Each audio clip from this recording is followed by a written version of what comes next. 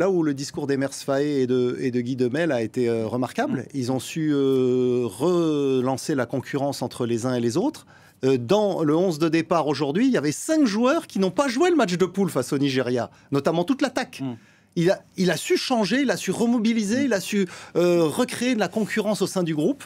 Et toute la Côte d'Ivoire en a bénéficié. Et ces scénarios, François, par exemple, est absolument rocambolesque, hein, extraordinaire. Est-ce que ça participe à fédérer justement un groupe aussi? Ah bah sans doute que ça l'a fédéré. Ce qu'il a fédéré, c'est sûr que le départ de Jean-Louis Gasset a créé quelque chose. C'est-à-dire qu'à un moment donné, quand il part, on ne sait pas encore si la Côte d'Ivoire va poursuivre.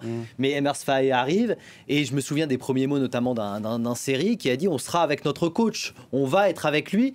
D'ailleurs, Seri qui a été replacé titulaire par Faé, c'est un de ses choix forts, tout comme Gradel, tout comme Aurier, sont des joueurs d'expérience. Il a voulu injecter un petit peu de l'expérience justement pour gérer cette pression qui était beaucoup trop forte sans doute pour cette équipe ivoirienne. Et comme l'a dit Xavier, il y a des Bamba, des Jérémy Boga qui sont très très bons, de très bons joueurs, mais qui ont disparu alors qu'ils étaient titulaires dans l'esprit de Gasset. Donc c'est vrai qu'il y a eu ces choix forts et il y a eu sans doute quelque chose qui s'est passé dans le groupe où ils se sont dit maintenant on était mort. D'ailleurs il y a l'expression dont on parle, cabri mort n'a plus peur du couteau, mais c'est exactement ça. Ils étaient morts, donc maintenant on a tout à gagner. Quand ils jouent le Sénégal en 8e de finale, c'est le super favori, le Sénégal.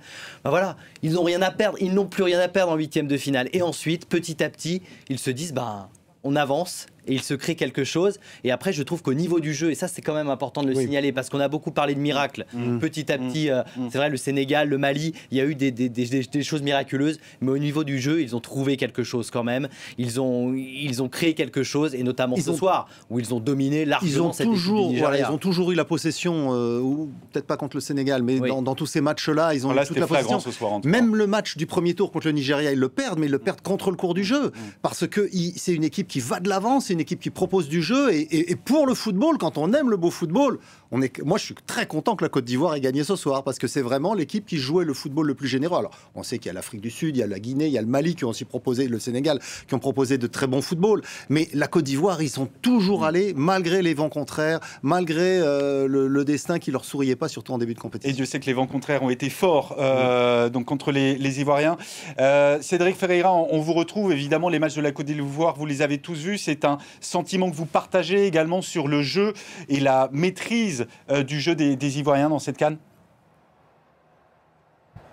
On ne peut pas reprocher aux Ivoiriens effectivement d'avoir tenté de développer du beau football, hein, puisque c'était l'une des craintes que j'avais pour cette finale face à une équipe du Nigeria très solide. C'est la capacité de la défense ivoirienne, parce qu'ils concèdent quand même beaucoup d'occasions, les éléphants. Alors oui, c'est le risque hein, quand on essaie de jouer au football, mais c'est vrai que de manière générale, c'est une juste récompense pour eux. Ça m'a beaucoup plus frappé sur cette finale, justement, où c'est vrai que le Nigeria est plutôt une équipe attentiste, donc la Côte d'Ivoire n'avait pas le choix, il fallait faire le jeu, mais je les ai quand même trouvés vraiment très tranchants, les Ivoiriens, sans cesse à essayer de marquer des buts, et notamment avec la prestation de Simon Adingra qui a vraiment été impressionnant sur ce match. On parlait beaucoup de lui, ça a justifié sa présence, hein, le fait qu'il était blessé au début du tournoi, qu'on l'a quand même pris dans la liste, ça avait suscité un débat, mais il a prouvé que le choix de Jean-Louis Gasset au départ était le bon, de le prendre dans l'équipe, et il a été décisif dans cette finale. Mais c'est vrai que si on se replonge un peu plus loin dans le tournoi aussi, il y avait eu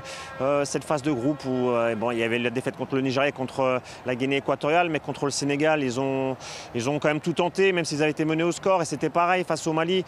Donc c'est une juste récompense, et c'est vrai que c'est toujours assez plaisant de voir les équipes qui tentent de jouer au football d'être récompensées à la fin. On sait que souvent dans le foot, c'est pas toujours le cas. Non, c'est vrai, et on pense notamment à l'Égypte, il y a 2 ans, qui n'avait pas proposé le plus beau football.